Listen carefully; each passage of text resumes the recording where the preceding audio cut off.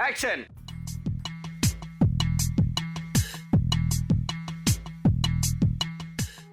చూస్తా ఆగు, నా ముందు డాన్స్ ఆడుతున్నావా? ఆగు.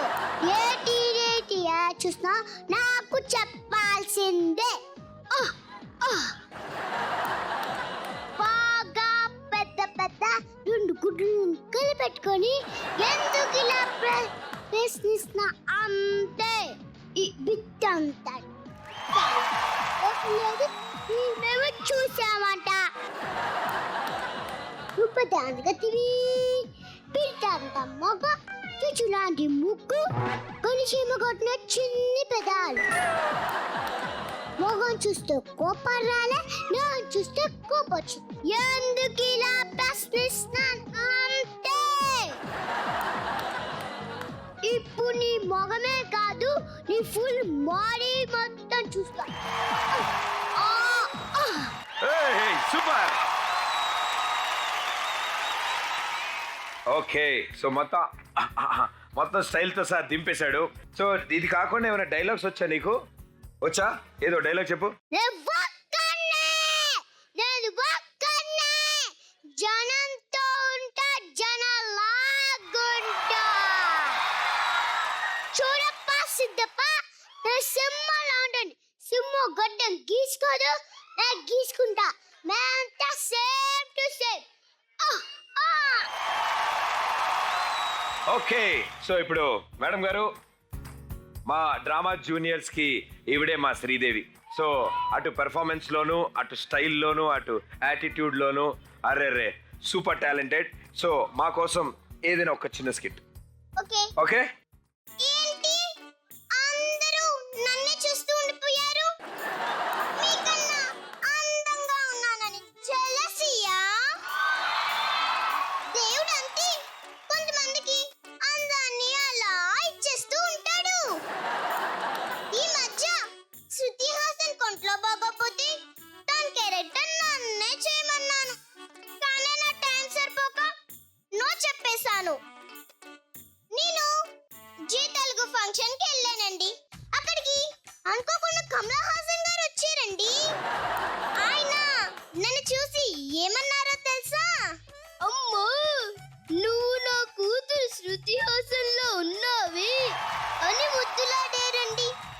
అక్కడే పక్కనున్న మన మెగాస్టార్ చిరంజీవి గారు, అతను 150 సినిమాకి నన్నే హీరోయిన్ గా పెట్టమన్నారు. లేకపోతే చెయ్యను కాక చేయనంటూ వెళ్ళిపోయారండి.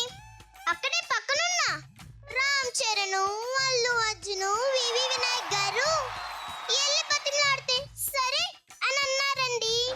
మొన్న ఈ మధ్య రాఘవేంద్రరావు గారు ఫోన్ చేసి సుమిత బోల్డ్ అనే ప్రోగ్రామ్స్ ఎక్కువైపోయి నన్ను ఇంటర్వ్యూస్ చేయడానికి ఎవ్వరూ లేరు, నువ్వు రామ్మా అని పిలిచారు. అంత పెద్ద ఆయన ఫోన్ చేసి మరి పిలిస్తే నో ఎలా చెప్పగలనండి? అందుకే ఓకే చెప్పేశా. సో సహాయం కోసం ఎదురు చూస్తున్న ఆ కుటుంబం ఈ రోజు లక్ష్మీదేవి తలుపు తట్టింది కార్యక్రమానికి విచ్చేశారు. వారిని వేదిక మీదకి ఆహ్వానిద్దాం.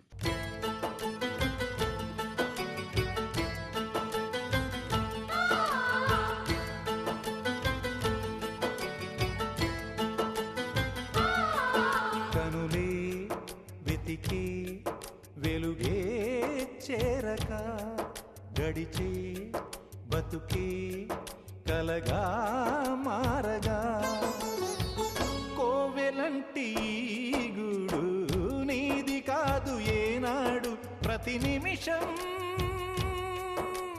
భారమైన పావురమా కనులే వెతికే. అందరికీ నమస్కారం అండి. నా పేరు వరలక్ష్మి, మా ఆయన పేరు శ్రీనివాస్. నాకు 2 పిల్లలండి.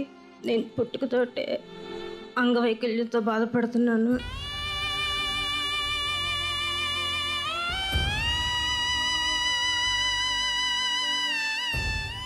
ఆదర్శ వివాహంగా అందరిని ఎదిరించి మా వారు నన్ను వివాహం చేసుకున్నారు.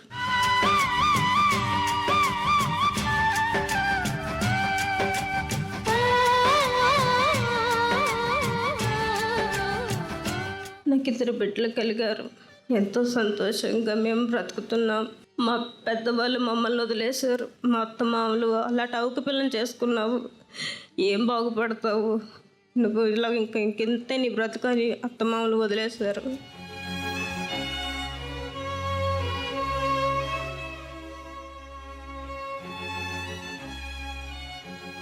అలాంటి పరిస్థితి నుండి నా భర్త అందరిని ఎదిరించి నా బిడ్డలతో నన్ను ఉన్నంతలోనే అతను అద్దెబండి వేసుకున్నా మమ్మల్ని ఎంతో సరదాగా సంతోషంగా సమాజానికి భయపడకుండా నన్ను ఎక్కడికైనా ఒక స్నేహితురాలాగా ఆదరించి తీసుకెళ్ళి సమాజంలో ఎంతో ఇదిగా బ్రతికే వాళ్ళమండి.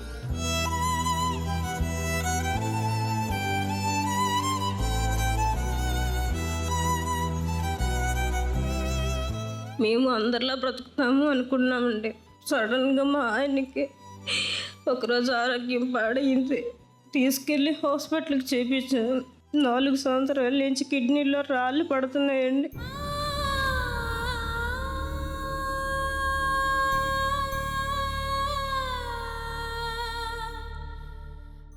ఆటోలు అమ్మేసి 3 సార్లు ఆపరేషన్ చేయించాను. చివరికి 2 కిడ్నీలు పాడైపోయాయి.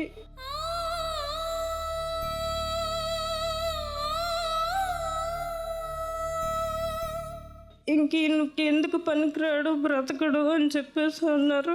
ఏం చెయ్యాలో దిక్కుతోచిన పరిస్థితి అయిపోయింది మాది. ఇల్లు గడవడం కూడా కష్టమైపోతుందండి మాకు. నా బిడ్డలకు 3 పూట్ల అన్నం పెట్టుకోలేకపోతున్నాను. బ్రతుకే నీకు బరువైతే ఆ భారం దించుకో, బరువేదైన గురితో ఓ నలుగురి. మమ్మల్ని ఎవరైతే ఇదిగా బతుకుతాం అనుకున్నారో వాళ్ళందరికీ ఇప్పుడు మేము బరువు అయిపోయాం. నా బిడ్డలకు కూడా నేను ఏమి పెట్టుకోలేని పరిస్థితి అయిపోతుంది. నిప్పులే గుండెలో నిండుతున్నా, ఉప్పొంగే జలపాతం జీవితం. ఆయన 2 సార్లు డయాలసిస్లో చనిపోవాల్సిందండి. ఒకసారి అయితే చనిపోయాడు, ఇంకా బ్రతకలేదు. నీకెవరైనా ఉంటే కబురు పెట్టుకోమన్నారండి.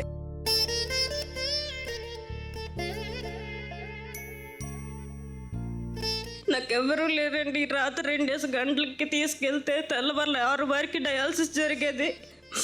ఒకసారి చెట్టు చివరికి ఆయన ప్రాణాలు పోయాయని డాక్టర్లు తెలిపేశారు. పసిబిడ్డలు పట్టుకొని అర్ధరాత్రులు కేజీహెచ్ చుట్టూ తిరిగేదాన్నండి.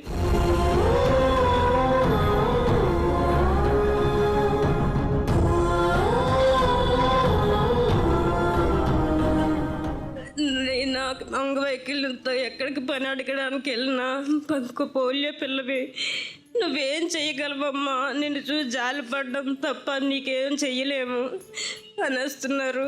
నా భర్త చూస్తే ఎటు వెళ్ళి పని చేయలేడు. 1 గంట వెళ్ళి అద్దెబండి అయినా ఆటో వేస్తున్నా సరే ఆయాసం వచ్చేస్తుందండి, హై బీపీ వచ్చేస్తుంది. దాని మూలన ఆయన సరిగ్గా బండి వెళ్ళిపోతున్నారు.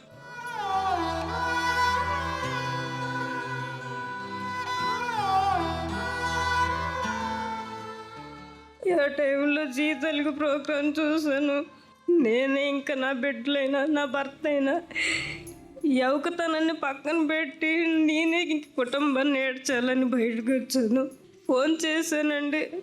ఫోన్ చేస్తే నా వెంటే వాళ్ళు ఉన్నామని. 3 సంవత్సరాలు అవుతుందండి మా భర్త పడిపోయండి. ఈ 3 సంవత్సరాల నుండి నాకు చచ్చిపోవాలనిపిస్తుందండి. భోజనం ఎలా అమ్మ నీకు? స్కూల్లో పెడతారండి. మరి ఇంట్లో ఎలాగా? ఇంట్లో అమ్మ పనికి వెళ్తుంది కదా, మరి నాన్నకి ఎలాగా? మధ్యాహ్నం వచ్చి నాన్నకి పెడేసి ఉంటే తింటాను, లేకపోతే లేదు.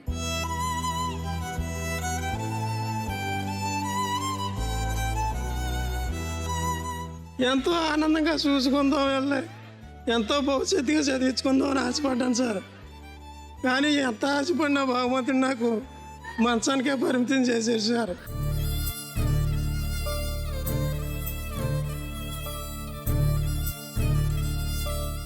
నాకు ఒకటే బాధ అనిపిస్తుంది సార్. నా కూతురు చేత చదివించుకుంటున్నాను అలాగని నా అమ్మ చనిపోయింది. నా అమ్మ స్థానంలో మళ్ళీ వచ్చి నా కూతురు సేవ చేస్తుంది సార్.